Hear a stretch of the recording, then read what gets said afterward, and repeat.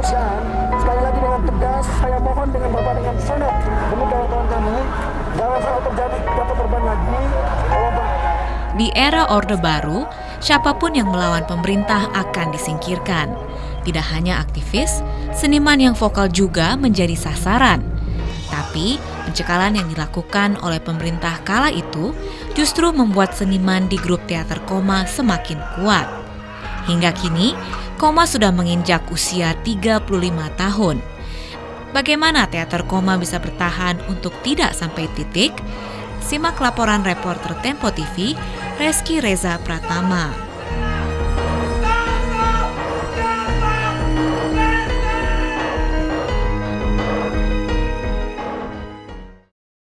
Sehingga sulit dibaca. Dengan spirit sebuah kegiatan yang mudah-mudahan tidak akan berhenti. Sebuah kegiatan yang never ending, tidak mengenal titik. Ini adalah pertunjukan yang mengambil judul Xin Jin Kui di Negeri Sihir.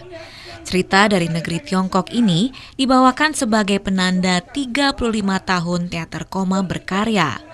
Lakon ini biasa dibawakan dalam wayang potehi yang selama era Orde Baru dilarang oleh pemerintah.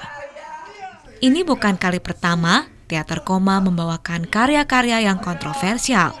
Selama 35 tahun perjalanannya, teater ini sudah berulang kali menggarap lakon yang membuat geram penguasa. Dari sejak dulu, saya selalu dibilang bahwa teater Koma sangat politis. Sebetulnya, dalam istilah saya adalah itu concern terhadap masalah-masalah sosial. Bahwa itu politis mungkin iya, tetapi ada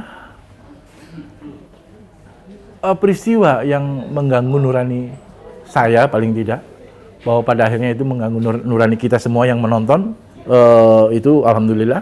Tapi paling tidak ada yang mengganggu saya untuk pada akhirnya saya menyebut ini tidak adil. Insan masih hidup? Iya. Oh, kasih tahu bagaimana caranya kembali ke bumi.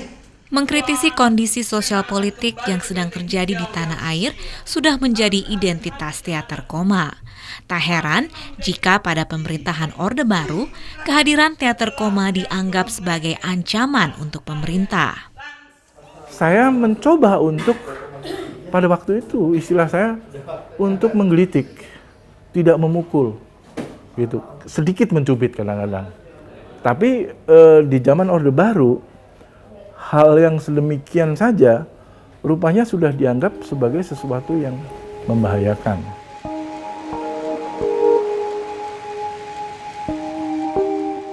Pencekalan pertama dimulai pada lakon Maaf, Maaf, Maaf tahun 1978.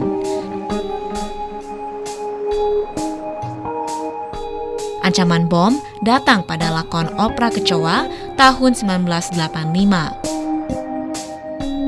Tahun 1988, pementasan Sampai Engtai harus dimulai dengan diinterogasinya Nano Riantiarno oleh Bakin, hingga akhirnya tahun 1989 Depdikbud melarang untuk dipentaskan.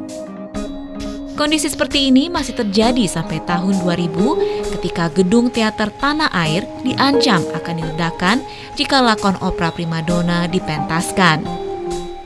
Sebetulnya kan gampang aja, dipanggil aja untuk dialog gitu. Tapi kenyataannya saya dipanggil bukan untuk dialog tapi diinterogasi.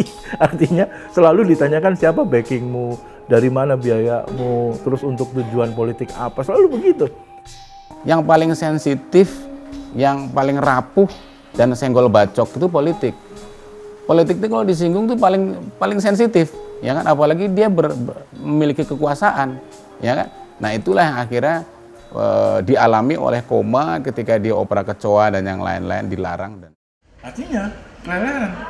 Dalam kondisi seperti apapun, Nano Riantiarno dan teaternya tetap bertahan. Pelarangan, pencekalan, serta ancaman yang mereka terima selama ini, mereka anggap sebagai tantangan untuk terus berkarya. Saya tahu bahwa kami itu teater Koma itu ya ada milik masyarakat lah, sebagian kecil masyarakat merasa memiliki kami. Jadi karena itu kalau buat saya berarti kita mesti terus nih, benar-benar harus koma gitu, nggak boleh titik gitu. Nah itu yang memicu saya dan teman-teman untuk terus maju. Dan kemudian teman-teman juga jadi merasa kita nggak boleh berhenti karena kita ditunggu sama masyarakat. Kalau toh bisa disebut sebagai perjuangan untuk menyatakan sesuatu tanpa rasa takut, iya. Bahwa akibatnya seperti yang kami alami selama ini, apa boleh buat, itu memang risiko. Kamu bersikap mencurigakan. Kami harus menangkap. Setiap masalah adalah tantangan, setiap kendala adalah kritik. Sikap optimis ini yang membuat Teater Koma terus ada untuk penontonnya. Tapi di kota keempat, Xiaoyangsha